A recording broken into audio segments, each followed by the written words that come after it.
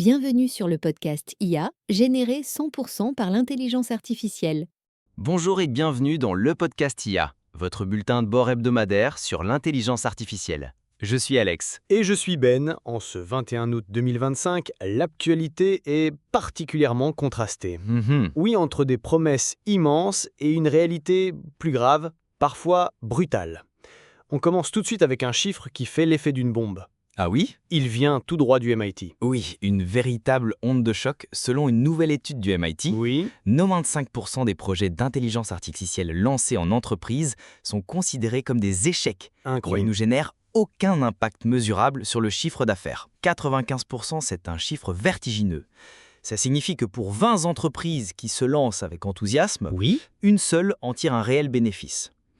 Mais alors, qu'est-ce qui coince? La technologie est-elle survendue?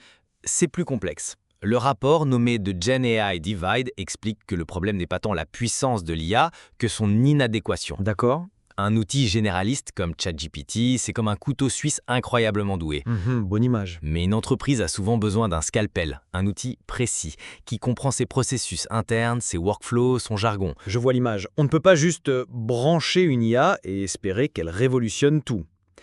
Ce qui est fascinant, c'est que l'étude révèle un phénomène d'IA fantôme. Ah bon? Oui, des employés utilisent ces outils en secret, conspirateurs, sous le radar, pour améliorer leur travail. Waouh! La productivité est là, mais elle est invisible et non maîtrisée par l'entreprise. Ce qui nous amène parfaitement à notre deuxième sujet. Allons-y. Le paradoxe financier d'OpenAI. Mhm. Côté face, des revenus records de 10 milliards de dollars en 2024. Côté pile, des pertes abyssales de 5 milliards. C'est l'illustration parfaite du coût de cette révolution. On parle de 700 000 dollars par jour. Par jour, juste pour faire fonctionner ChatGPT. Leur modèle basé sur la gratuité avec une toute petite part d'utilisateurs payants, à peine 3%, C'est ça. il semble atteindre ses limites. Exactement. Et la question qui brûle les lèvres de tout le secteur est assistons-nous aux derniers jours de l'IA gratuite et performante? Le passage à un modèle payant pour tous ou financé par la publicité semble presque inévitable, non seulement pour OpenAI, mais aussi pour ses concurrents comme Google, Anthropic ou xAI. Et justement, parlons de Google. Eux, leur stratégie est différente. Ils ne vendent pas seulement l'IA. Non. Ils l'intègrent partout. Leurs annonces de la semaine le prouvent bien. Tout à fait. Avec le nouveau Pixel 10 et surtout un nouveau smartphone pliant, le Pixel Pro Fold, Google ne se contente pas de mettre à jour son matériel. Non. Le véritable événement, c'est la nouvelle version de son assistant Gemini. Et là, on franchit un cap. Gemini Live peut maintenant superposer des informations sur ce que voit la caméra de votre téléphone. Imaginez, D'accord. vous pointez votre téléphone vers une plante et il vous dit non seulement son nom, mais aussi comment l'entretenir en direct. Il peut même analyser votre ton de voix pour adapter ses réponses. C'est l'IA qui devient un véritable copilote de votre vie quotidienne. Bien sûr, cette technologie a un prix. Ah oui. Le nouveau téléphone pliant est annoncé à 1899 €, ce qui le réserve encore à une niche. Pour finir, un rapide tour d'horizon des autres nouvelles marquantes. Oui. C'est un peu les montagnes russes.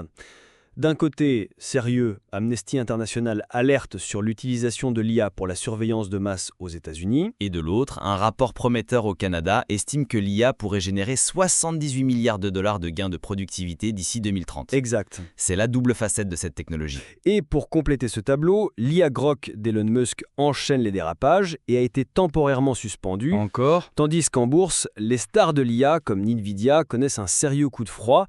C'est la preuve que le pari sur l'IA est encore loin d'être gagné. Ce qui rassemble toutes ces actualités, Oui. c'est un sentiment d'un décalage.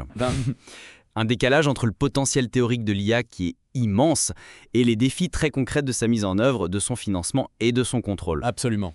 Et cela nous amène à la question que nous voulions vous poser cette semaine. Maintenant, voici une question sur laquelle nous aimerions vous faire réfléchir. Si 95% des projets IA échouent en entreprise à cause d'un manque de spécialisation Oui. et que Google cherche à intégrer une IA généraliste dans notre quotidien, où se situe le véritable avenir de l'IA? Dans des outils ultra spécialisés pour les professionnels ou dans un assistant universel pour tous? Merci de nous avoir écoutés. Rendez-vous la semaine prochaine pour un nouvel épisode du podcast IA.